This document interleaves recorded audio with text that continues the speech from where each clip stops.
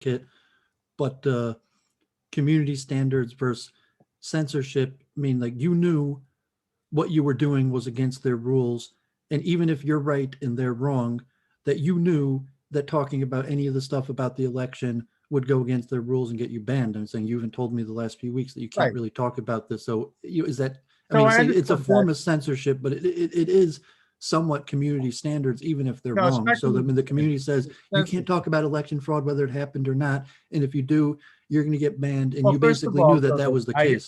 I didn't actually make any accusations of outright election fraud. I mean, you All knew I they didn't want you talking about this stuff. Yes, I did. You knew full well that YouTube had I knew no full well I was desire to have people that. like you talking about that on their That's platform. for like anyone who Maybe just Facebook also, although Facebook Facebook may might ban be a me little too. bit more careful in I banning don't. people than They, YouTube. I understand that that anyone who questions the 2020 election in any way is going to be purged from this society. I get that. And I decided consciously to take the risk because, as I said, this is a mainstream story that is in the news. I can quote from articles that are being written in the Arizona newspaper and articles being written in New Hampshire papers about the Windham, New Hampshire audit. This isn't, I'm not making it up. It's not a theory. I'm not, they say the community standard says you cannot engage in conspiracy theories about the election.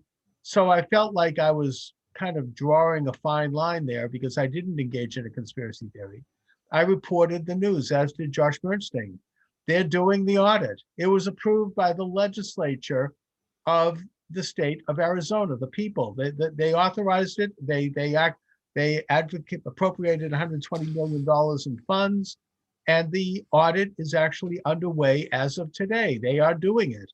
So, in a way, I suppose it's an illustration of how actual news that's covered by the mainstream press is now being purged under the claim that it's against quote unquote some kind of a community standard.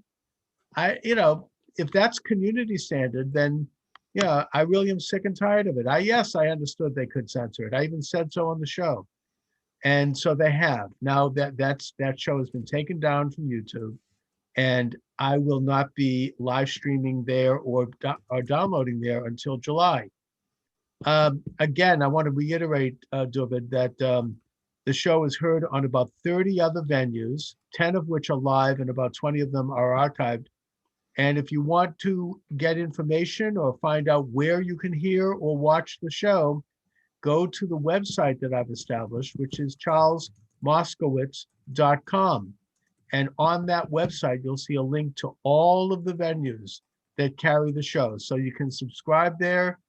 Maybe this is a blessing in disguise. I don't know, because I'm pretty sick and tired of worrying about censorship. Again, I know community standards. I mean, this is obviously good enough community standards for the federal FEC because people are talking about it on the radio, but apparently YouTube it's not. So I understand what bias is and I understand what censorship is, and I understand community standards, which I adhere to.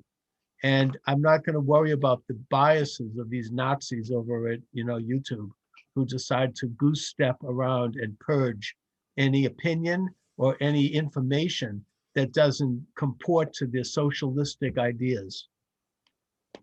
So I got that off my chest. What's new with you, Dooovid? Yes, it was an interesting week. I got invited to a big, a reasonably big YouTube program in Israel. This man, Joseph Cohn, who founded his own group, Israel Advocacy Movement. And I think he's a Baal Tshuva and kind of like mainstream Zionist Hasbara type. But he likes talking to people, and he's got some viral videos of debating various people on the street or at rallies, and also various clips like most famous, I think, Mark Collett, who I guess a pretty extreme, almost Nazi affiliated alt-right figure in London, but he's somewhat mainstream, that had been on a lot of the alt-right programs and spoken with a lot of the same people. And I guess he makes videos trying to expose anti-Semites, and he's made a video about Adam Green. And I guess he came across me and was going to make a video exposing me. As what? And Anti-Semite? I'm not sure. Maybe, I mean, it's possible that he just saw me on Adam Green and thought, but he reached out to me, and like I told him, like, I'm defending the Jews, I'm defending Chabad.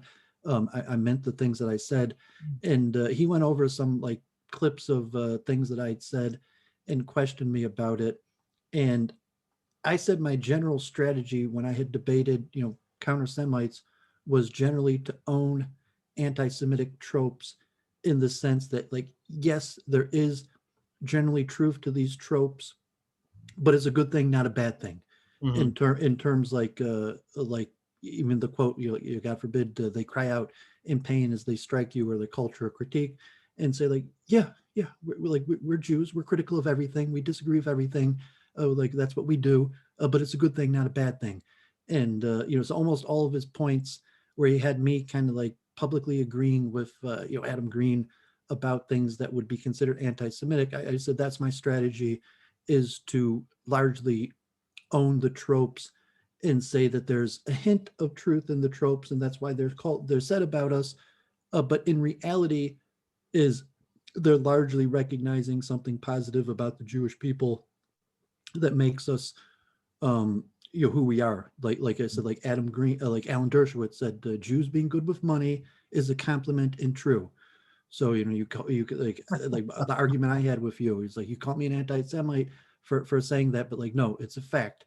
Yeshiva turns you into a good landlord. Being Jewish helps you be good with money, and that type thing. Like, Right.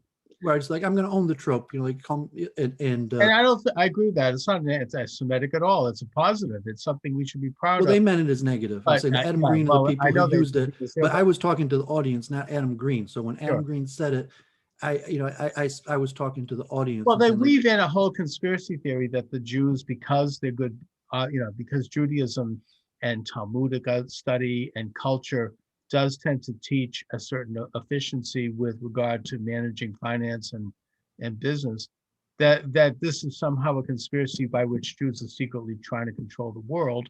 And by the way, Dooovid, you and I, this very program we're doing, Partners in Torah, as you call it, this was taken down by YouTube about 6 months ago. I don't know if you know. I don't know if I mentioned that to you, but you remember, it was yeah, probably something like I don't that. think they gave me a strike, but they gave me a warning at the time. And and I responded to them by saying, look, the idea that you would think that Dooovid and I were engaged in anti-Semitism is ludicrous, given the fact that we're both fairly religious or moderately religious Jews who are supportive of Judaism and generally supportive of the state of Israel. So, I think they backed down on that once they got that. But maybe some of this might have to do, and this was actually explained to me by Dr. E. Michael Jones, that he said it's not necessarily anything that I might have said personally or a guest. It just has to do with algorithms. They pick up a word here or a word there, and electronically, artificial intelligence, they flag it, and then they drop, they hit you with a strike. I don't Or know. complaints, like it just, if Sure. someone actually complained, even if they were a non-Jew, that just said they saw the video and they flagged it because they thought of anti-Semitism, and it could have just been a troll who didn't like us and wanted to cause us problem, or it could have honestly been a Jew Yeah. that came across this and was like, what are these guys talking about? Or like Alan Dershowitz said, that Alan Dershowitz was called an anti-Semite by non-Jews, that the same way, like using the N-word or something, that I'm like, is it surprised okay for Dershowitz. blacks to use the N-word, and to say, is it okay for Jews to Right. say those type tropes? If you want to talk about it, um, probably the most insightful argument was my language that I call Jews a managerial class, which it could be anti-Semites refer to Jews as a managerial class. I Well, understand. it's I and by the way, understand Marx used the language of Jews well, as a Mark, managerial class. Some rabbis, some pro-Jewish people have expressed this I, as a I guess it managerial depends on how class. you mean it. I mean, in the case of Marx, he did mean it as a negative and as an anti-Semitic trope. I mean, he wrote the book On the Jewish Question, which is one of the most viciously anti-Semitic books written in history. It's right up there almost with Mein Kampf. And I yeah, mentioned also the early Zionists referred to us as a managerial class, and I joked that Herzl well, and I the think they make founders a of the state of positive. Israel wanted to turn Jews into workers, and it largely failed. And Israel now mostly relies on foreign labor, that the original Zionist concept was that, like Jews, they don't work, they're not laborers, even God forbid, like the Arbeit frei Well, from an anti-Semitic point of view. But the early Zionist also agrees that Jews don't work. That's fine. And even today, that's within Israel, the biggest complaint about Haredim is like, we don't work. We all think we're management. And factually, relatively, Israel was not successful really in turning Jews into laborers. And I believe today we have like 400,000 foreign laborers in Israel, but due to the fact that Jews aren't really laborers. No, they was partially successful. But the point is that, yes, it's true that Jews generally have, and it's a cultural thing as much as it is a religious thing. It's just that Jews were not allowed to own land. They were not allowed to go into certain professions. And so they were not allowed to settle. There was always a threat of expulsion for thousands. All those agreements were agreed upon by the rabbis. That's the one thing that people miss. Is that the rabbis met with the church leaders to negotiate those. It wasn't like the church and the European just stuck these horrible rules upon the Jews with us. We actually negotiated, like Rabbi Meir, who is most famous for the Anti-Polygamy Ban, negotiated those deals with the church. Like once the Jews were banned from certain professions, the local, not so much the church, but local princes and local dukes and local principalities, they would cultivate relations with the Jews as people who could conduct trade and finance and diplomacy. But it wasn't stuck on us. Like our rabbis negotiated that. It's in our books. They did. Rabbis and business people. Oh, absolutely. And I think it's a source of great pride. I mean, that the Jews were able to, in a way, contribute greatly to the development of the Renaissance in Europe because of their ability to trade with the Middle East and with other countries, and act as emissaries in many ways. They would act. It's in our books. Like the management class is a philo-Semitic type idea that our sages have said. And I said, like, being a priest to nations or light to nations, you could translate in English as management. Like, that's not literally what being a priest to nations means, but to some extent, the role of Jews I think it's pretty reasonable to translate that as management. But at the same time, anti-Semites might use the same terms and marks. Okay, look at it. That was probably the most interesting part of our explained. And also, it is a cultural thing because the United States is the first society in history to honor business people and managers and middlemen and merchants and entrepreneurs. In most cultures, including European cultures and Asian cultures and others, they will, China, that the managerial class, the merchant class, was looked down upon as somehow lowly and somehow less than. And that also correlates with an anti-Jewish attitude that I think changed with the development of the United States, because the United States is a nation that's made up of businessmen of all types and of all ethnic backgrounds. It's who we are. So, in a way, it's elevated Jewish values, frankly, but also generally the value of being self-sufficient and in business and management and all of that. So, the anti-Semites, people like Adam Green and these others, they view this as some kind of a conspiracy to control the world. And, there's a lot of talk about the Rothschilds. Even Susan Bradford the other day on my program, she's written a book, and, she points to the Rothschilds as responsible for everything on the planet. And I like her, and I think that she's not an anti-Semite. Because she says the Rothschilds aren't Jews. I saw that. She's like, I'm not an anti-Semite. The Rothschilds aren't even Jews. I said that? No, she said that. Oh, did she? Okay. Well, whatever. The point is that I made the point about the blue-eyed people also, that in Europe, a lot of people just looked as empirical evidence, like, oh, they're blue-eyed people, they can't be Jews. It's just not possible. And to some extent, I'm not sure what percent, like if the Rothschilds, a lot of them are blue-eyed people. Who knows if that's what she meant. I mean, she was talking about people from Tyre, and if she was making the point, like I was saying that, and it's not my point, it's just a historical point, that's like, look at the Rothschild, they got blue eyes, like that they can't be Jews.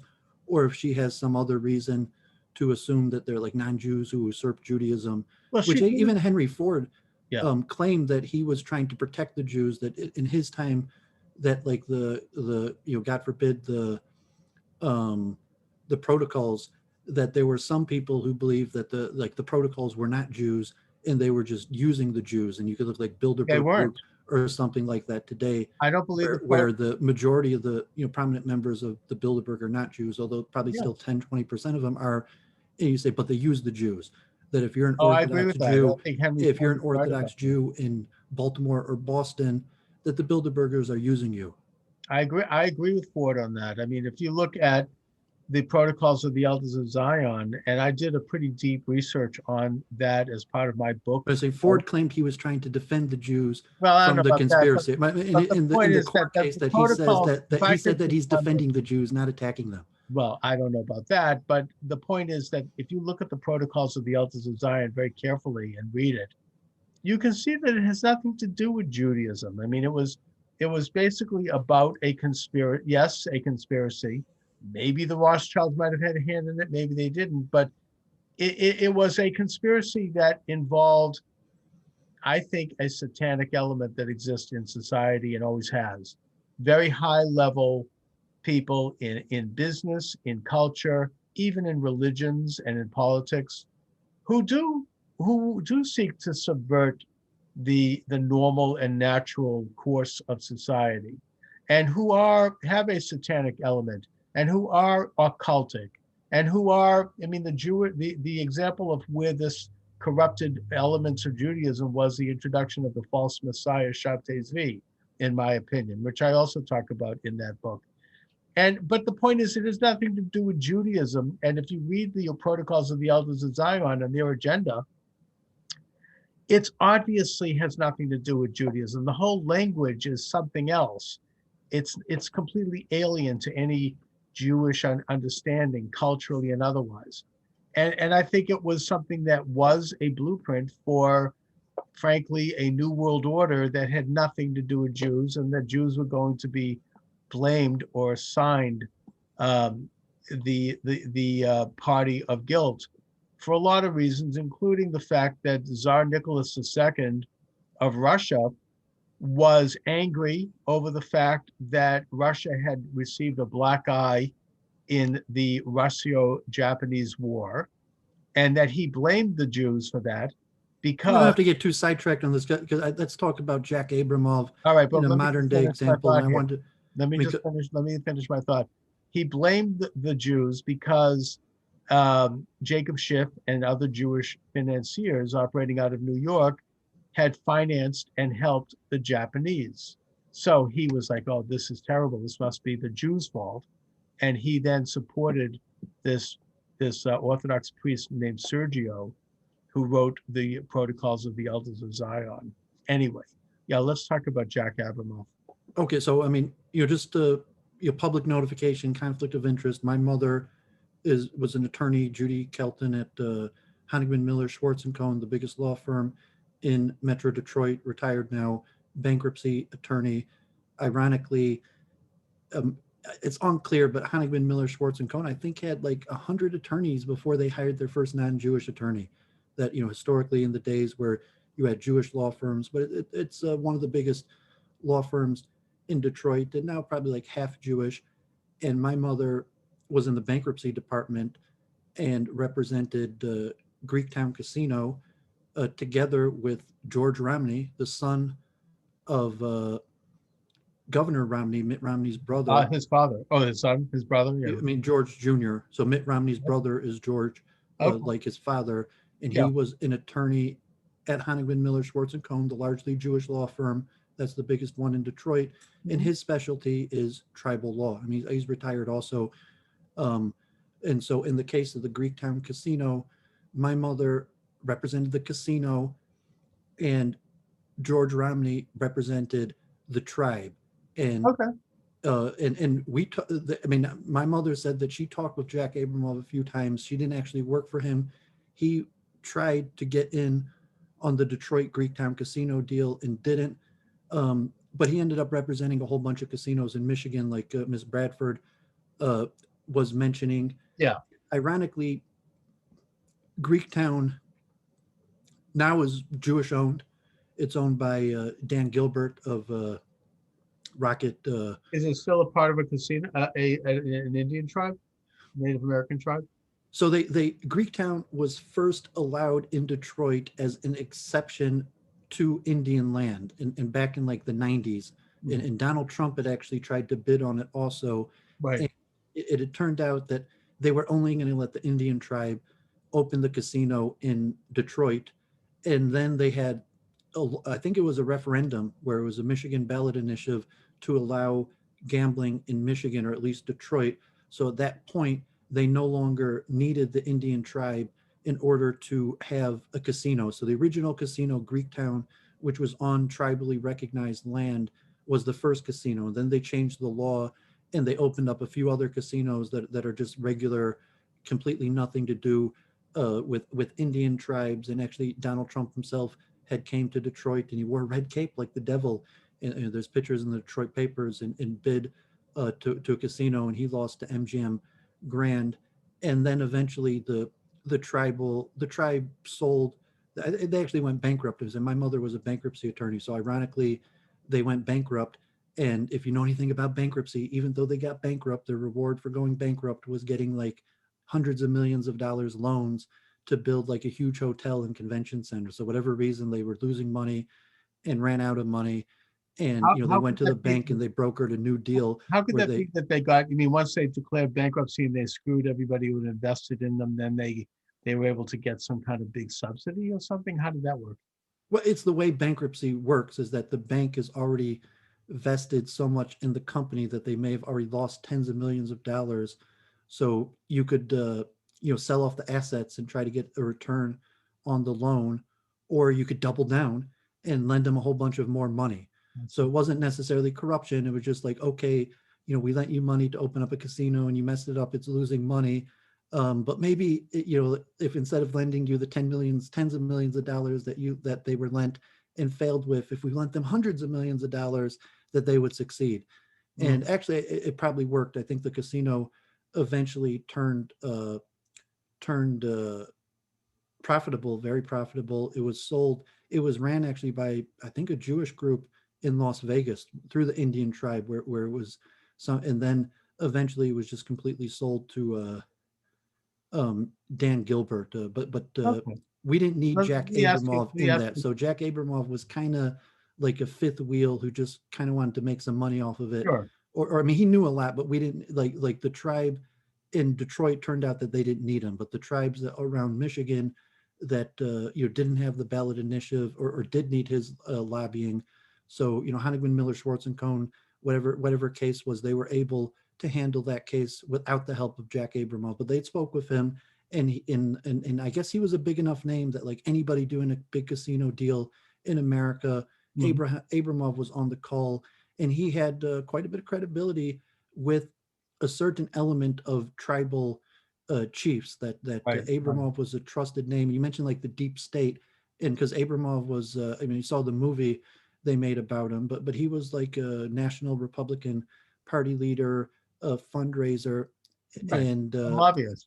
I also thought like deep state, like could you call Chabad deep state? And I had a friend Yeah, they who might have was to face with a it cousin sometimes. of Get Rabbi some Shem people. Tov.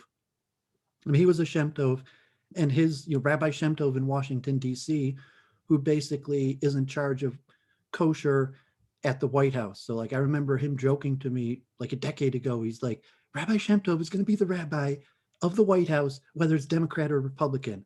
And it's not really an elected position. I mean, they could probably change it, but to the extent that Rabbi Shem Tov was doing the kosher in the Jewish events in the White House, I think since Bush, and when Obama was there, he still used Rabbi Shem Tov, and Trump still used Rabbi Shem Tov, and even though Jared Kushner prayed by Rabbi Shem Tov, but now that Biden Harris are in the White House, they're still using Rabbi Shem Tov. So I mean, if that's Uh, not really deep state, No, like but a, like it's a a government bureaucrat. appointed position, but Well, that's not The Indian necessarily tribes are true. more indicative, because a lot of the Indian tribes are like Hasidic rebbes, that they're leaders of their tribe for life. They might have elections. Their kids might become the leaders after them.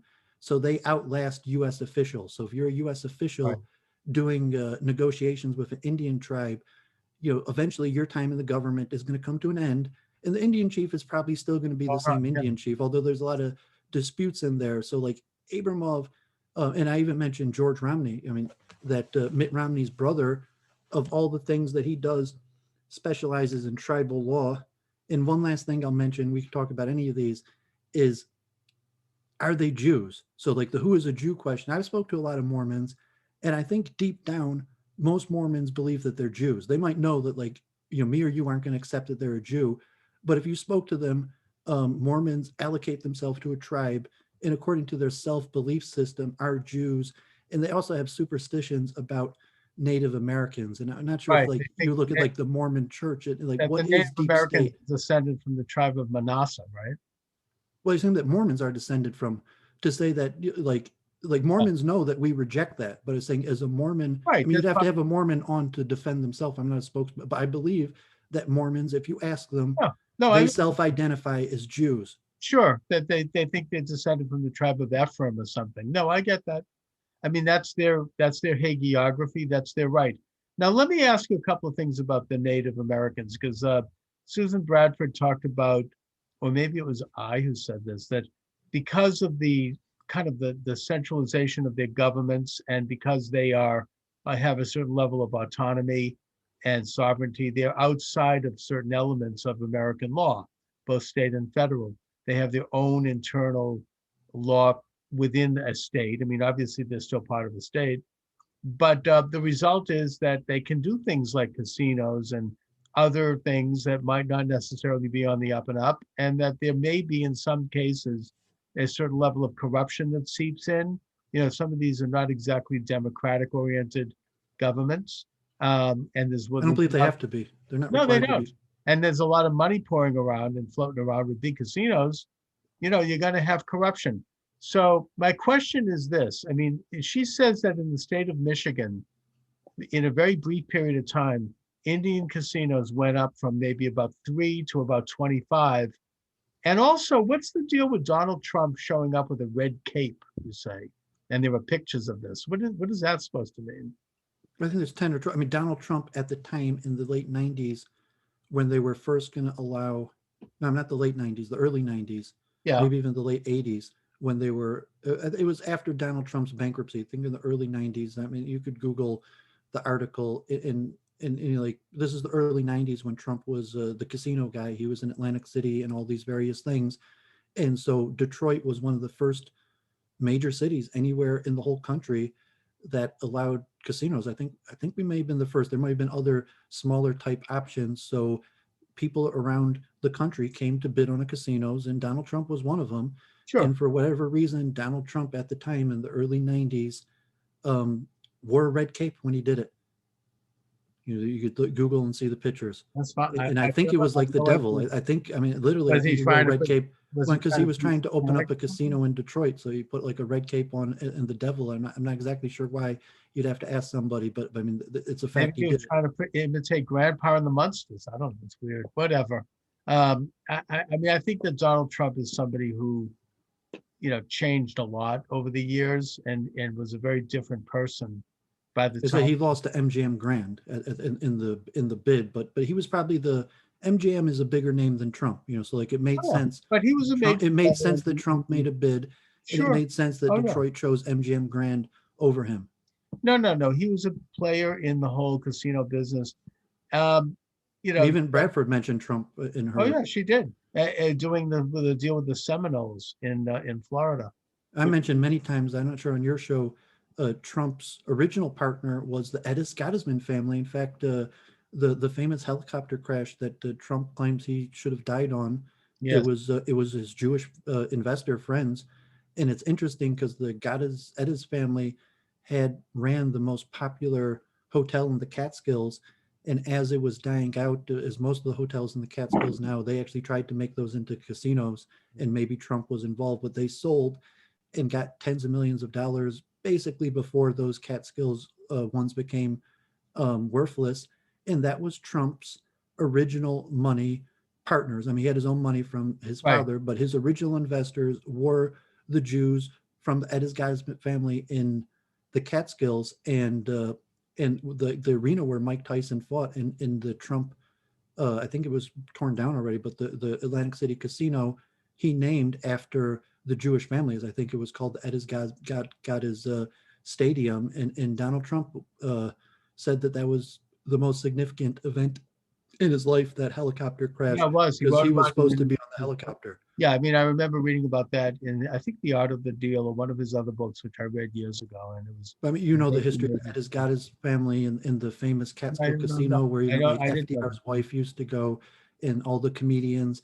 Not the one like Wilt Chamberlain was like a bag boy at one of these Jewish hotels in the Bush. Yeah, Catskills, and yeah. he said he used to like just lift up furniture to the second floor. He would just like lift it up.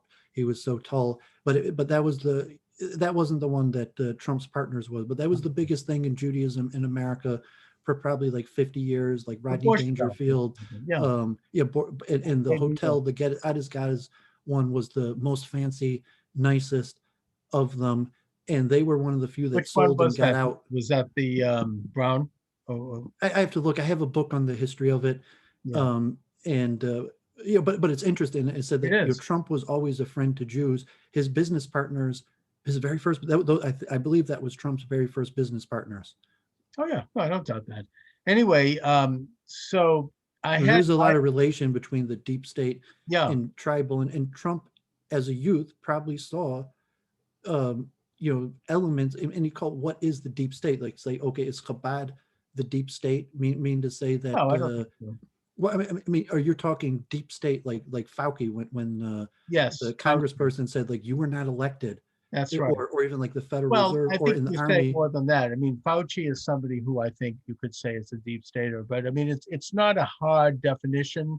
I think it has more to do with kind of this informal, as you say, unelected governance that we have, which elected officials have transferred power to them, going way back. I mean, this goes back a century, and that they function in government no matter who is elected, whether it be president, Congress, or otherwise.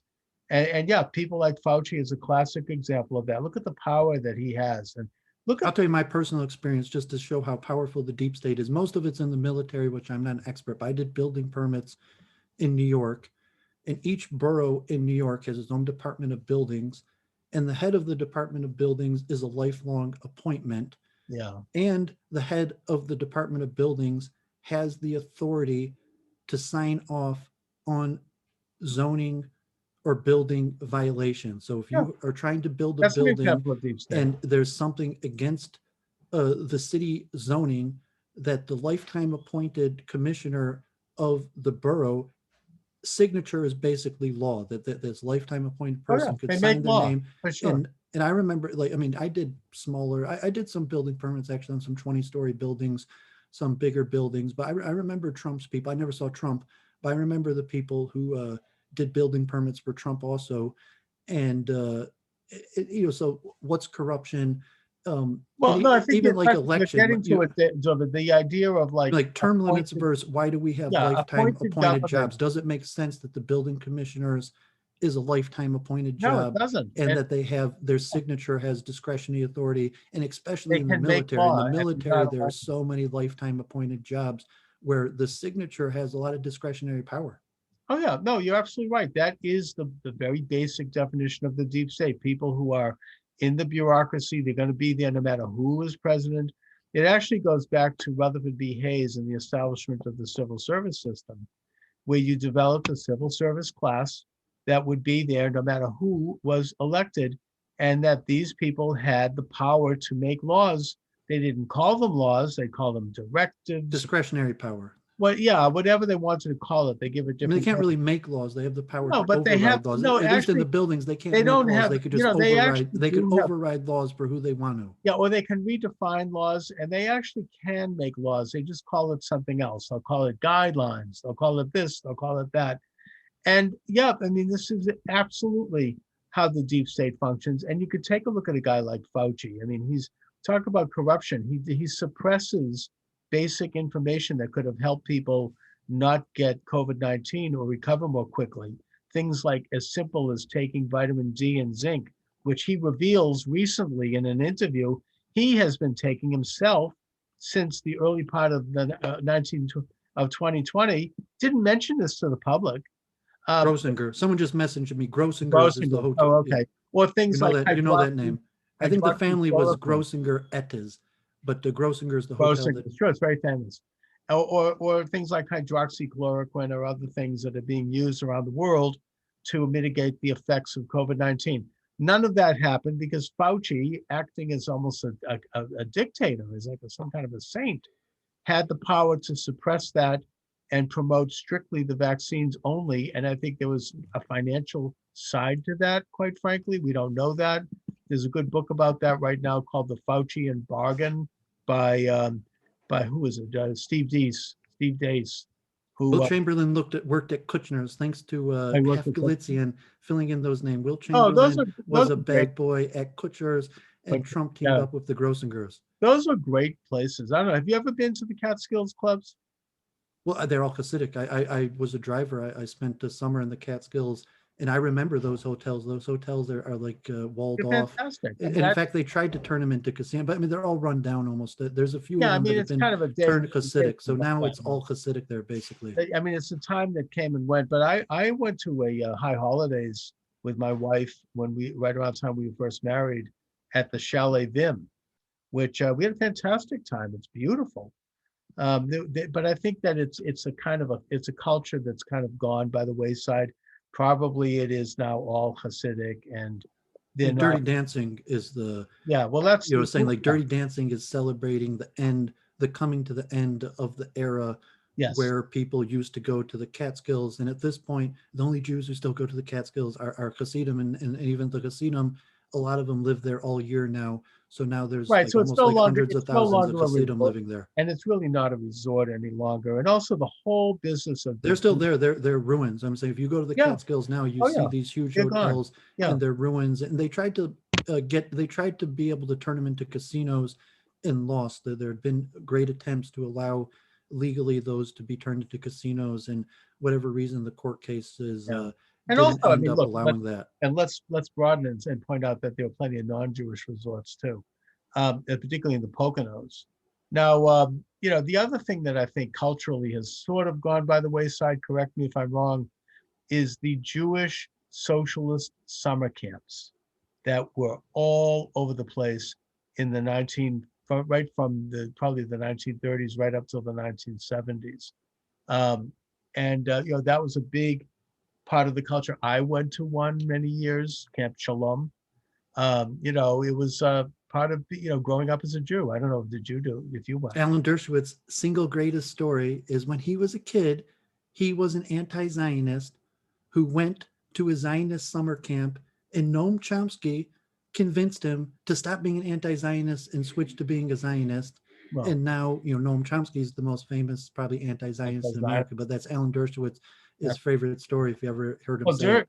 Chomsky started out as a Zionist. I was saying that Chomsky was Dershowitz's counselor at one of those camps. At one of those camps. No, they were I went to one. They were very profound effect on me. I mean, these were incredible places.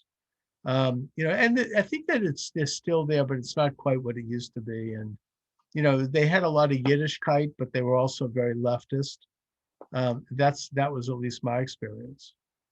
So people think, well, how is it that I became anti-left? That's a big story for another day.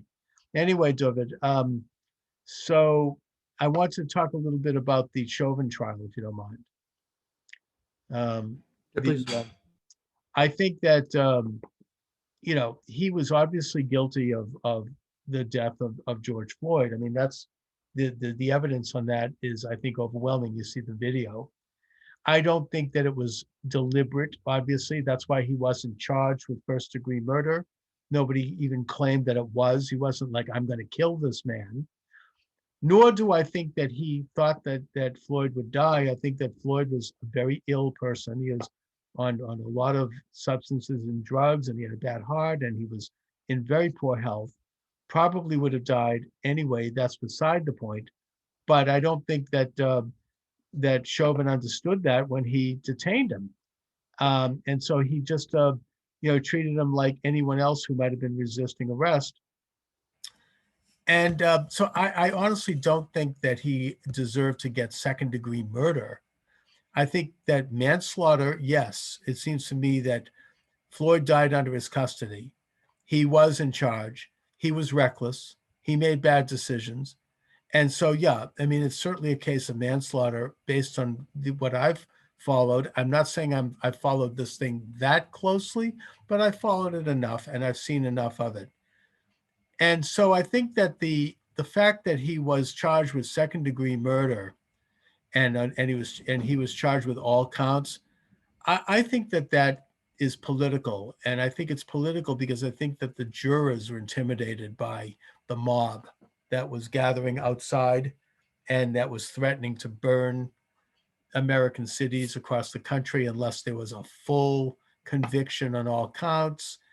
And then you had Congresswoman Maxine Waters show up and literally threaten the jurors and say, we want this outcome, and if we don't get it, we're going to ratchet up violence. We're going to in other words, it was a mob mentality, and there was a mob element to the trial, and that the jury apparently was not sequestered either until the very end. So they heard this stuff. You couldn't avoid it. I mean, yeah, they're told don't look at news, but you can't. It's very difficult to not notice when you have people out on the streets around your home and in your city agitating for violence and on the verge of violence. And God forbid, I mean, like the Jewish evolutionary group strategy, is like African American group strategy. Is violence a good or legitimate? You say if it's illegitimate, but does it work? Violence as a group strategy is actually relatively effective. Look, it depends on what you're getting violent over. Now, if you're getting violent because the government is just getting what you want, relatively straightforward. No matter to what get what you want, violence is probably the number one basic primal strategy. And as a group strategy, it works exceptionally well. You threaten violence, you're going to get results because people want to. They want to avoid it, so they're going to they do what you want. That's how terrorism works. You send somebody in to blow themselves up in a pizza parlor and kill as many people as possible. You're going to get results. You're going to create such a social disorder and such injustice and such social dislocation and such terror that people that we got Biden as president. I mean, really, that's what put Biden into the White House. Yes, it is. The violence all summer, people, burning Black businesses and neighborhoods and killing Black children in places like Chicago and St. Louis. Yeah, that kind of terrorism helped put him in the White House. Not that there weren't some other things that we're not going to talk about. But look, the point is that the whole agitation is based upon this false premise, which I think we should state. And that is that policemen are killing Black men because they're Black. Now, you can look into the statistics of this. The FBI, which has been around for a long time, they have been keeping statistics on the police brutality and deaths at the hands of police, probably going back to the 1930s, even, certainly the 1960s. They've been around for a while. And according to the FBI's database, last year, 18 people were killed who were Black in police custody. Now, that's not thousands of people. Now, you have, if you interview people on the street in Minneapolis and young people around the country, and you ask them, the police are killing thousands of Black men. Nonsense. That's complete. Yeah, but it's not the real issue. I'm saying it framed, and that's the most visceral. No, but that's the basic premise of the protest. It's really prison. Police are killing. I think it's really the Black prisons people. that the issue. I mean, I have this guy on TikTok I'm arguing with who says they're going in and they killed this man in his car because he pulled out a gun and sort of a taser, as if, I did this because he's Black and I wanted to kill him. Or this young woman in Columbus, Ohio, who was slashing with a knife her friend, and she was killed. Now, I don't think any of these people should be killed. But what I would suggest is that of the 18 people who were killed last year, who happen to be Black, putting aside the numbers of people who were killed who are not Black, I would imagine that was much greater. You have to look at this on a case-by-case basis. And I think if you did, you would conclude, and I haven't, but I think that if I did, and perhaps we might have an honest journalist who might do that. I don't think we have that now because they're all a bunch of political hacks. But they would see that they were killed either by accident, which is a tragedy, as was the case with Breonna Taylor in Louisville. she happened to be in the wrong place. There was a shootout and she got caught in the crossfire. Her boyfriend was, you know, In my opinion, this all kind of red herring that people debate well, the wrong other issue, because the factor main issue is, that people well, care Dooovid, let me about, just finish what I'm my saying thought. is the Wait a prison minute, system. Dooovid, The fact wait a that in minute. Detroit, The other 25 factor is that besides the accident, you have situations where a person is violent, they are threatening the life of other people, and the only way to stop them, maybe unwisely, was to shoot them, and then they died. Like this young woman who was shot in Columbus. They don't mention media, you notice, they don't mention the fact that they saved the life, probably, of the other young woman, who also, by the way, was black, who she was trying to stab to death. So, I only say this because this is racial agitation and propaganda. This is the kind of stuff that is meant, it has served several purposes. Besides tearing down police departments, and now we have a situation in the United States where people are leaving the police department, good people, in droves in places like New York, where we need them. And people are not getting into policing because the profession is under such siege. And it also fans the flames of race conflict where it doesn't necessarily exist. It exacerbates it. So that's all I'm saying. And I think that's why this man was convicted of second-degree murder. And that's what this is all about.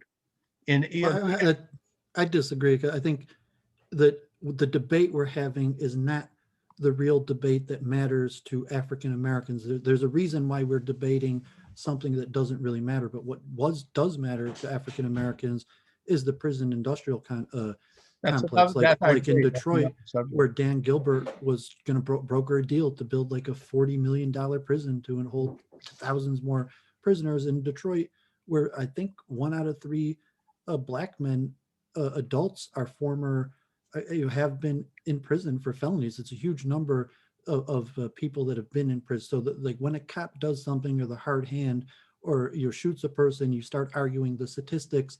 Maybe you're probably right, but where the disparity will show up is in the prisons. And when you're in a place like Detroit, literally, I think like 1 out of 4 adult black men have spent time in prison. So it's like they're not really. It's not really Chauvin that's upsetting people. I mean, obviously, that's upsetting people because you see the guy with his knee on his neck and he died, or people getting shot. But I mean, it's kind of like because people see the video and they say that's horrible. But the real issue is prison reform and crime reform. And I agree with that. I honestly think the prison system is unjust. So, like, how do you? Oh, I agree. And just to mention here in America, I mean, in Detroit, there's like 400 murders a year, and I think less than 100 of them get solved. Like in Detroit, God forbid, I think rape has like a 10%. Like God forbid, if someone reports a rape to the police in Detroit, there's less than a 10% chance that they're ever going to arrest and convict the perpetrator. And the numbers are just ridiculous in Detroit like that. And so people are worried, but they need a point to be rallied about. Just like, okay, we got to reduce crime. No, I agree with that. We got to fix the prison system. And they like like, here's a video of a guy with a knee. Here's a video of a cop killing a person, and that causes people to be upset. But what really causes them to be upset is the whole greater system that disproportionately puts blacks in prison. No, I agree with that. And I think that there is a certain satisfaction in seeing a guy like Chauvin go to prison. And by the way, again, I think he should do time for manslaughter, because you see so many innocent black men in particular in prison for things like, a nickel bag of marijuana and all of these, the 3 strike laws, which were put in place by Bill Clinton back in the 90s. And you have people like Kamala Harris, when she was Attorney General in California, in bed with the private prison complex there and putting mostly black men in prison where they could be cheap labor, and that kind of stuff going on around the country. Yeah, I agree with that. It's ridiculous and it's wrong. And, I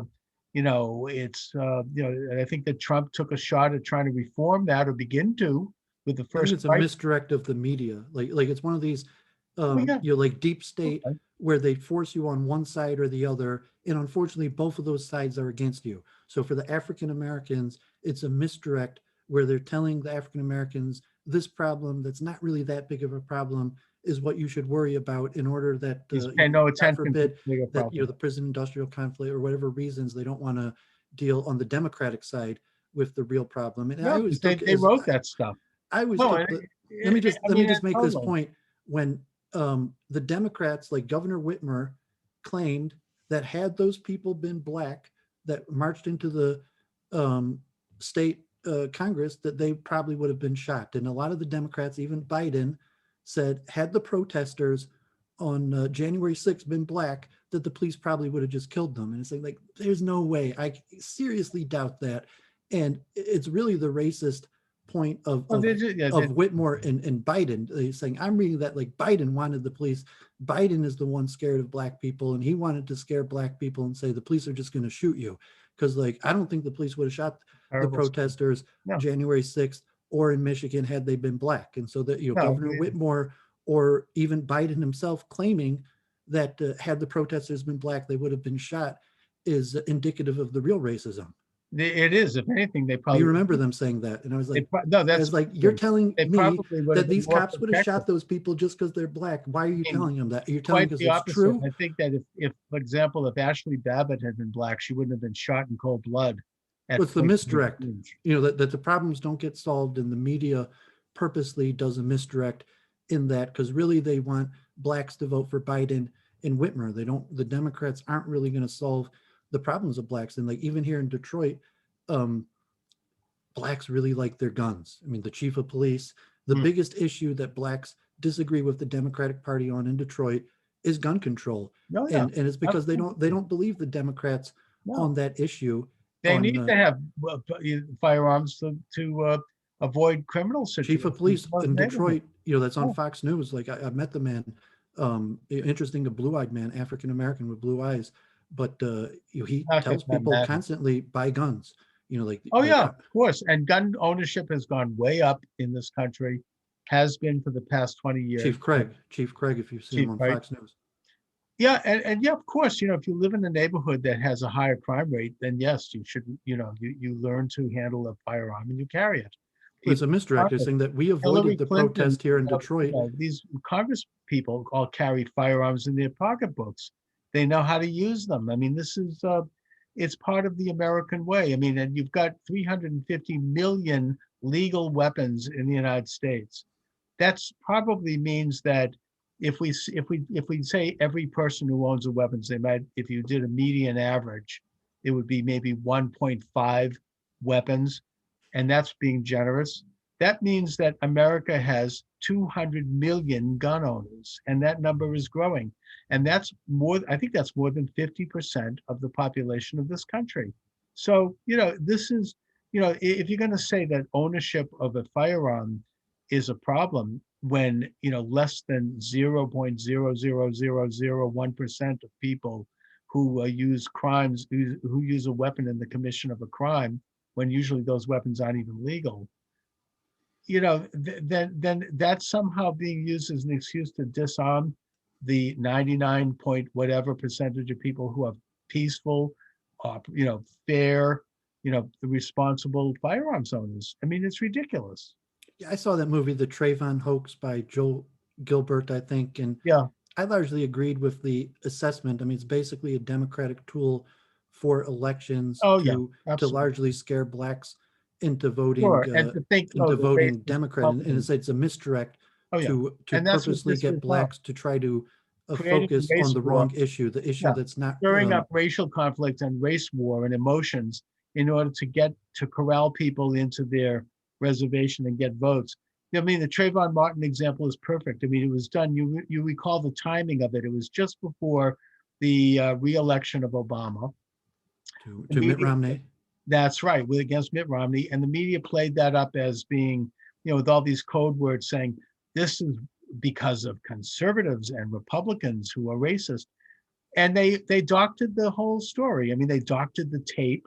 It turns out that the guy who killed Trayvon Martin was not white anyways, and that it had very little to do with race, if anything. I mean, they actually literally, CNN doctored the tape to make it look like a race thing.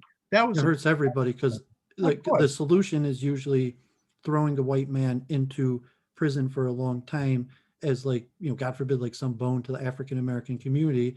And no, I mean, the African American community, like in my opinion, I'm not black, they could speak for themselves, but they're not going to benefit from white people being handed out No, harsher sentences. There no, needs to be complete prison reform. yeah. They probably, I mean, in my estimation, they should probably abolish the prison system altogether. But I mean, then you're saying what's going to happen in America, to move it forward. But we don't have any solutions on these issues. And even the Democrats, because we live in urban areas that are largely African Americans, and we're scared of crime. So we don't want to, abolish the prison system. Hmm. We want to, convince African Americans it's not that unfair by occasionally throwing a white person, giving him a really harsh I think that's sentence, a and, good and point. basically nobody gets helped. I think that's a point well taken. I wouldn't go so far as to abolish the prison system. I think that there are violent people that we don't want to have out on the street, but I De Tocqueville, supported. de Tocqueville's original book on America was investigating the U.S. prison systems. Did he call to abolish it? He didn't say to abolish it, but it's saying that it's actually interesting that America was the first country to abolish debt prisons, and America originally had Yeah. debtors prisons, but the prison system, I don't think in Europe they had such a developed prison system. So de Tocqueville came to America to Hmm. examine the U.S. Prison system, and ends up writing one of the most influential books on American democracy. But his goal was to examine Interesting. the prison system in No, the I U.S. probably am with. I'm probably in line with you on this one, David. I mean, I think that it's this huge industrial complex that's unnecessary, uncalled for. Dan Gilbert, as I said, who owns Trump Greektown took a Casino tiny. now, is building. I think I'm not sure if they canceled it, but I think he's building like $100 million privately owned prison I don't doubt it. I mean, right in the middle of that's Detroit. what And people California are is like, doing. please build us low income housing. Like, Dan Yeah, Gilbert's yeah, doing it's like a gentrification and building all these apartments that people in Detroit can't afford. And instead of building low income housing, he's just going to build a bunch of prisons to throw prison. people Yeah, in that fight his gentrification. it's it's ugly, and I think that Trump took a He's actually a small Trump step. supporter. I'm saying, I'm Right, not but sure that Trump if took a Dan Gilbert, small he's not really a step in the Republican, but he direction. gave money to Trump. I understand, and Trump took a small step in terms of reforming the system with the First Step Act that did release 10,000 prisoners, most of whom were black men, young black men, who had engaged in minor crimes and who should never have been incarcerated for those crimes.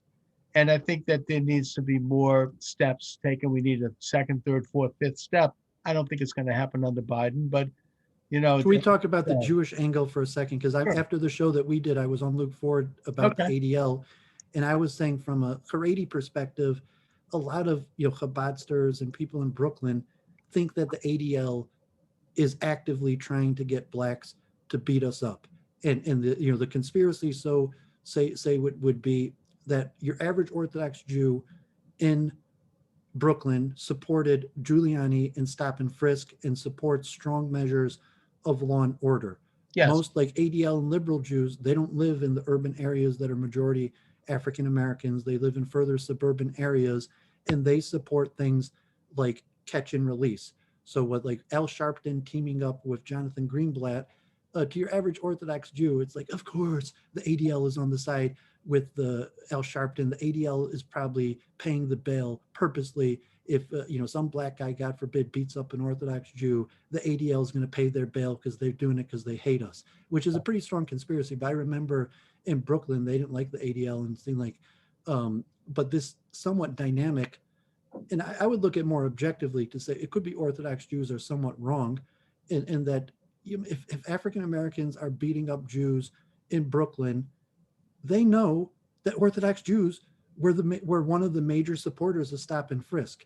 And so when de Blasio does catch and release and refuses to punish him, and the black guy sees that like the stop and frisk they really didn't like, and it's these Orthodox Jews that were trying to push it on us, and it's these Orthodox Jews till today that want to go back to stop and frisk, and you have the ADL that wants to completely overhaul the prison system, and then generally you have Orthodox Jews that want extremely strong law and order, even things that are extremely unpopular, like stop and frisk. And it kind of escalates black and Jewish violence. I think it does, especially given that, Orthodox Jews often live cheek by jowl with Black communities. I mean, like supporting stop and frisk isn't a way to make good relations with No. your African American neighbors. No, I agree with that. But I don't know if the ADL, like saying, is the ADL like conspiring? Like, are they No, I happy don't when think so. Orthodox Jews get beat up? No, I don't think so. I mean, I don't Or generally. they say that's what you get. You're saying Yeah, like, I okay, mean, you supported stop and frisk. That's what you get. I'm sorry. Sure. No, I mean, and I Or generally they say like, no, I mean, you can't say just because you supported stop and frisk means you should get beat up. Like that excuses when a Black guy beats up an Orthodox Jew because they supported stop and frisk. No, I mean, I don't know. Maybe they are fanning the flames. I don't think so. Whatever. But I mean, it's unquestionable that Orthodox Jews unquestionably were behind Giuliani in stop and frisk. Like, I mean, I'm not saying that Right. we were the only ones In a way, I supporting mean, it. There were a lot of people across New York City, yeah, but at but the time, vast majority of Orthodox Jews supported Giuliani and support till today stop and frisk. and at the time, it probably was appropriate because New York had a very high crime rate, and the crime rate went down. But I don't know if that's necessary now. I mean, that's a police question. I think we should leave that up to the police department. Well, I mean, Giuliani got booted, but I was saying Trump and Giuliani probably, if Trump was still president and you had the mayoral elections, would be supporting a candidate that was backing stop and frisk. But I'm saying the destruction of Donald Trump and Giuliani is somewhat this matter of Trump was also a huge supporter of stop and frisk. And that was probably one of the reasons they had to get rid of Trump. And, you know, at this point, the mayoral race, you know, I think, I mean, if you want to talk about Andrew Yang, we could save that for later weeks, but he's probably going to win. But at this point, there is no one, there's zero chance a Republican's going to rise on being tough on crime. Although, God forbid, if crime really rises in 2 years from now, like the murder rate is biggest in the world in New York City again, maybe a Republican would reemerge as a supporter of stop and frisk. It depends on the situation, as the Israelis say, the situation on the ground. I mean, Dukakis and I forget that- and the I don't name of the forget- murderer, that famous Oh, video. you're talking about Willie Horton. Yeah, the Willie Horton. I remember those commercials as a kid with Willie Horton and Dukakis, and a lot of experts say that's what. Well, that's why he lost. It was, and at that time, that was a terrible scandal for Dukakis. Actually, I mean, as I remember that. Is there going to be a Willie Horton case that's going to Well, I mean, I don't drive think a Republican back No, I into don't think office it- in I a don't think major it's an urban issue. area again? I don't think it's an issue right now because you don't have those kind of crime rates right now. Let's not forget, I mean, this was late 1980s. There was a lot of crime. I mean, that went down. Maybe we should thank Clinton for that. I don't know. The point is that you don't have that kind of, and also Trump deported a lot of the hardcore MI5 gangs and people who were doing that kind of crime. I mean, I think that it's been managed better. I think police are better. In Boston, they certainly are. But just to revisit Dukakis briefly, because that's an interesting subject. Dukakis had created this program which gave weekend furloughs to convicted first-degree murderers. And Willie Horton was out on one of these furloughs, unsupervised, just go out, come back, check in later. He thought this was progressive. And he ended up raping a woman and browbeating her husband while he was tied up. And he was caught and brought back to prison. And Dukakis refused to acknowledge it. He refused to ever apologize to the woman and the family. And, it became an issue in his campaign. Yeah, it was a commercial. I remember those commercials with like the revolving doors. Devastating, yeah. And I was just a little kid, but they showed pictures of Willie Horton that were horrifying, and it was a bit on the racist side because it could. I mean, God forbid, monstrous, and it's like this is going to be you. Thank you to Dukakis. Yeah, I mean, look, I mean, who was the operator? He passed away, but he was like a political thinker, like kind of guy, for the Republicans. I think it was Lee Atwater, I think to recall, who came up with that whole commercial, and it was devastating for Dukakis. Did you ever, Vincent James, the Red Elephants popular streamer? I've heard of him, yeah. So, I mean, he's making all these videos. I debated him and spoke with him actually a while back. He was big in the Trump train, so to say, and now he's still one of the bigger guys. A lot. I don't think he's on YouTube anymore, is he?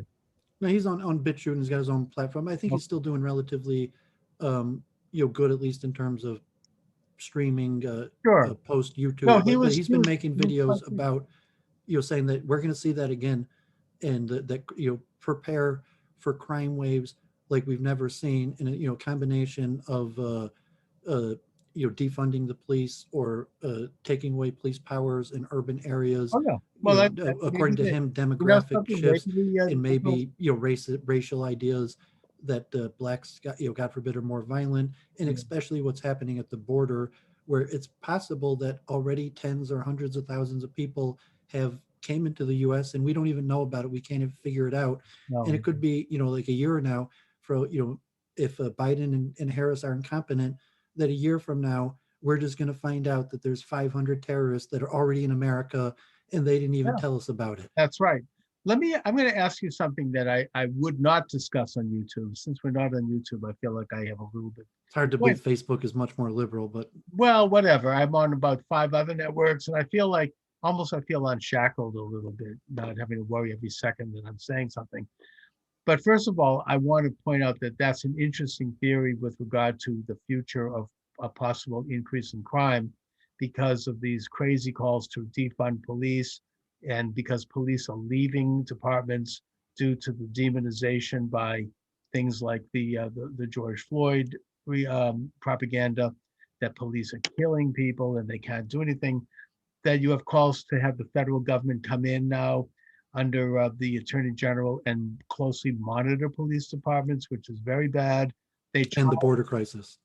Yeah, they actually tried that in New York, and the police in New York, which are predominantly black, by the way, and the mayor of New York at the time, I think it was de Blasio, said we can't have this, and they stopped that program. It's federalization of police, and that the open border, and you don't know who's coming over the border, and they thousands of children. Catch and release is still. Is Yeah. Boston have catch and release? I mean, New York and LA definitely still are Yeah, I think doing catch and release. I don't know if even but I want Detroit to ask doesn't. you something. I don't know if you've heard of this, Dooovid. And again, this is not a subject I would get into on YouTube. But this is one of those conspiracy theories that I have no idea about. But I think that it's worth mentioning because we're not pointing specific fingers at specific people. It doesn't harm anyone to bring it up. And it is that there was recently this conference which included people like Sidney Powell and General Flynn and other supporters of President Trump.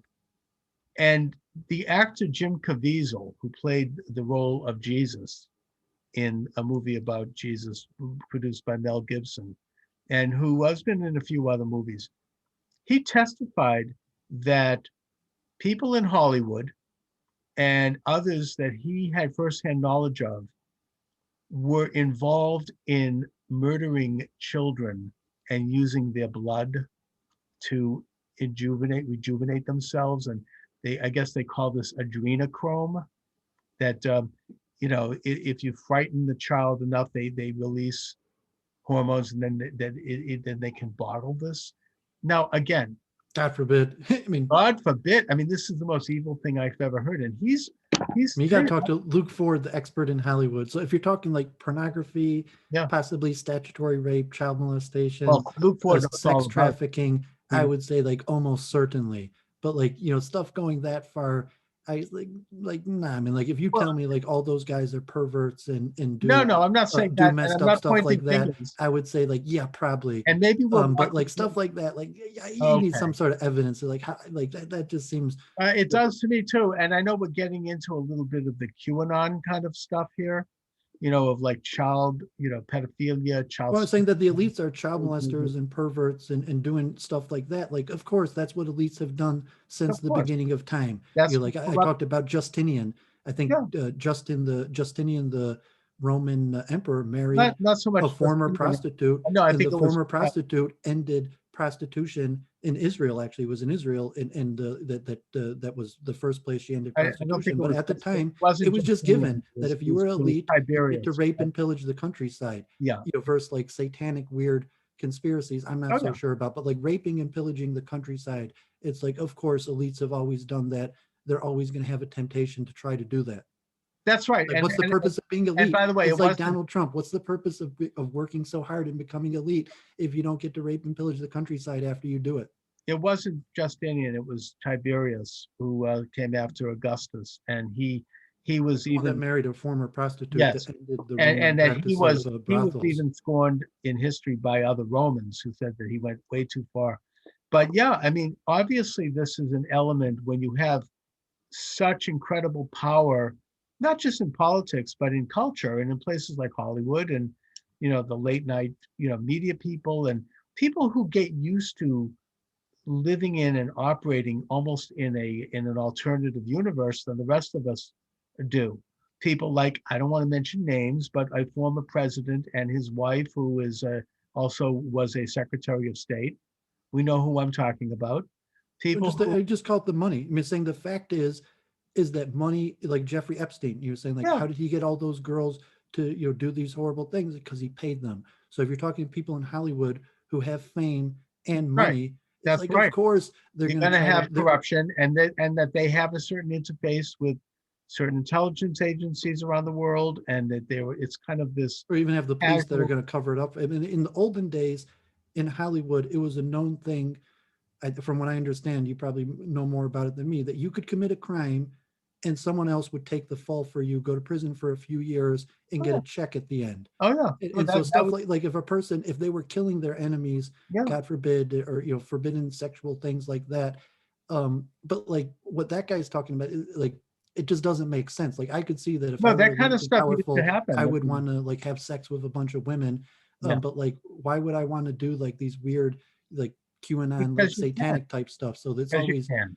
so like the part about child molestation, I think is a pretty fair um worry, that you say, yes, Yeah, people with that kind of power, you should be worried. They and you have probably all are these trying to have sex with thousands your of daughters and unaccompanied and get children away with it. But like, why would they be doing this satanic stuff? And maybe you speak because to they Jay can. Dyer, who knows more about it than probably anybody, maybe Luke Ford, but it just doesn't make sense to me. Like the basic, you're raping and pillaging the countryside makes sense, but why would they be doing this like weird satanic stuff? Because they can, as Bill Clinton said famously in his Well, I mean, but you say because biography. he can, like, meaning having sex with young women. Like any man Sure, would be like, yeah, if if I they could have can get sex with away young with it, pretty and women, I they would. But Bill, operate why under would Bill Clinton want to do weird because he's a satanic pervert, stuff? because he's a pervert, and because he's weird. I'm I pervert, mean, but I'm saying pervert doesn't mean like satanic blood stuff. and stuff. I don't. I don't know Pervert about means that he had, God forbid, Monica Lewinsky. You know something, Dooovid? I don't know if there is this satanic element. I'm skeptical. You're saying, but like the I am sexual skeptical perversion too, and but I corruption. wouldn't totally discount it. I know this is another one of these internet memes, and I'm going to say it because I can now that I'm not on YouTube. But there are photos now of Chelsea Clinton and Melinda Gates, Bill Gates's wife, wearing necklaces that have inverted crosses on them. That's a satanic symbol. All right. Now, I'm not saying they're Satanists. I'm not saying they're Luciferians, but I think it's interesting to note that. And oftentimes in history, satanic cults and the occult in general, they like to publicly display symbols and images. You see it in Hollywood. I just interviewed Jay Dyer, who wrote a I fantastic like Jade. In fact, Dragnet. If you remember that movie, Dragnet, where they had that secret society, Jay Dyer writes about. I used to love that movie as a kid, Yeah, and I think he said that was actually Dragnet was actually the Bohemian Grooves, and those scenes, some of them were that's actually right. filmed at a real Bohemian Groove gathering. Yeah, the Bohemian Grove is definitely involved with. You remember that movie Dragnet? I remembered. I don't know if I saw. Dan Aykroyd and someone Oh, else, okay. Yeah, where I mean, the funny thing about the movie, they're trying to undercover like some secret crime ring, and it turns out like the chief, like it's one of like the head politicians mm. that's doing the dual face, where really like their boss is the one doing the crime ring, and they have these weird rituals where like I he mean, puts Alex on. Jones, another name we can't talk about on YouTube. He and a fellow cameraman. I mean, they actually infiltrated into But I mean, Bohemian is Grove. that like, God forbid, Jews put blood in matzahs, God forbid, that they say like, nah. I mean, you could see that if person like doesn't know much about Judaism, they're skeptical about Jews, that people like, oh, maybe Jews, God forbid, are putting the blood in matzahs. And QAnon is largely the same thing, that everybody knows that the people in Hollywood and politics are not beacons of sexual morality. And if you're telling them they're having sex with prostitutes and things like that, like of course they're doing that, but then you're telling me that they're putting blood in the matzahs. What's the difference? So you say it's an All right. anti-Semite that thinks we're putting blood in the matzahs, You know God something, forbid. but that's But that's a fair thought. I mean, obviously I'm not saying that, and maybe that could be seen as that. I don't know. but isn't it the same thing? I mean, so I what's the suppose difference? ultimately it is. Although I don't, the Jews don't do this. I But don't I'm saying think that, many but you Christians think do. that maybe Goyim do. But they- That like, no, I zero don't think chance that a Goyim Jew do. would put blood in the No, I matzah, but don't think maybe Goyim the would do. Goyim are doing that. No, I didn't say that. I'm not saying either Jews or Gentiles do this. I'm saying that there might be a corrupt element within very elite circles who might do it, who are neither Jewish or Gentile. They're Satanists. They have nothing to do with Judaism or Gentilianism. I mean, probably just It's perverts that try to get away yeah. with their Well, perversions. I mean, but the like, point is that it's sort of like Jeffrey Epstein and others. When you have a culture that gives either they operate under the shadows of secrecy, you have them infiltrating high levels of power and bringing people into the fold, as Jeffrey Epstein did with Epstein Island, and that it becomes almost like the old saying goes, one hand doesn't know what the other hand is doing. You know, it develops a culture, a conspiracy, if you will, of gentlemen, as Whitaker Chavis called it, where people just behave in a certain way. They're extra legal. They are one step ahead of the law. They know they're not going to be exposed because they're corrupt, because they have their tentacles everywhere. And they do things like this. I don't know if that's true. I have no idea. How would I know? I'm just some poor schlub here in Boston. well, I mean, But I don't think there's if you anything study wrong with Roman, if you claim speculating about that it. they're a continuation of ancient like Roman cults Yeah, or long-standing yeah, that's right. groups that we know about, and it's a continuation of rituals that have always Yeah, been being done, or always under the surface, there's always been this element, the occultic element I that, saw a tragic story, God forbid, recently. It was like a little kid like yeah, shot another little kid, and he said it was initiation to a gang, that they had to kill somebody to get initiated into a gang. You're just dumb, but that has sources in ancient it material. So you does. could just have a few people Yeah, in an urban area that create a gang in an order like honor among thieves. That yeah, how do we know you're not going to turn on the other people, that they have to do some sort of crime? That makes sense historically. sure. Like blood brothers, That's right. Freemasonry, Yes, even that's the one. forms of Judaism. You need to know that you're not going to turn on the other people. So I mean, Judaism doesn't have that sense, and even Freemasonry doesn't. But the criminal element of it is you have to do something messed up that Right. could ruin your life, that It all the does. There is. brothers know about, and the reason they're not going to snitch, it's basically like a mutually assured destruction, or too Well, big it's to sort of fail. You can't like snitch because because then you're in everyone it. else is going to go That's down right. because they all did these horrible things and they all know about Well, it. I think that's the story of the mafia, the organized crime syndicates. I mean, the made man, right? You know, you become a made man when you kill someone. Anyway, David, I think we're reaching But it to wasn't just random. I was saying generally that was like one of their enemies. You want to join the mafia, it's not like just kill some random person no, for but no if you reason. become It you was you do a hit, someone on yeah, their hit list that that's right. You do a hit, and then you're a made man. You're on the inside. Anyway, David, where can people watch your excellent show? um well, I had on Israel Advocacy Movement um is the name of the channel. It's on Facebook and YouTube. And so that recent debate, I was on Claire Call the other day after that, talking about, is talking to counter Semites productive or not for the Jewish people. I have my own channel, which I haven't released any content for like a month, but I have a whole bunch of content on all various, subjects, Jewish or topical lectures, conversations. Yep. And as of now, unfortunately, I had a minor argument with Lowell, and he dropped me from Root and Branch. So I'm not working with Root and Branch in Jerusalem anymore. But Okay. we had Week in Review Sunday night, our 100th episode. You don't number these, but every Sunday for almost over 2 years now, have a regular program, and me and Charles are. Doing a regular program. We'll be In fact, approaching it. David, It's you know, over half a year now. if I send you the file on this, maybe you could post it on YouTube because I can't. How's that?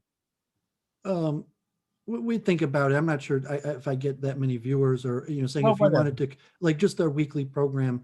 I'm not sure if people want like if we had a topic on a conversation that like a year later that would still be worthwhile listening. But a lot of times these weekly programs aren't really worth watching later. But we could discuss that. I'm happy to work. Or if you have, if Yeah, you I'll want to send come you. on my I'll show send you, yeah. to talk about one of your new You know books, what? Thank you. we could do a special show I on do have a new my book coming channel out. just talking about one of your books that would just Thank be on one topic that would hopefully be All right. worthwhile to I do people have a for new book years coming who out, wanted to and learn about it.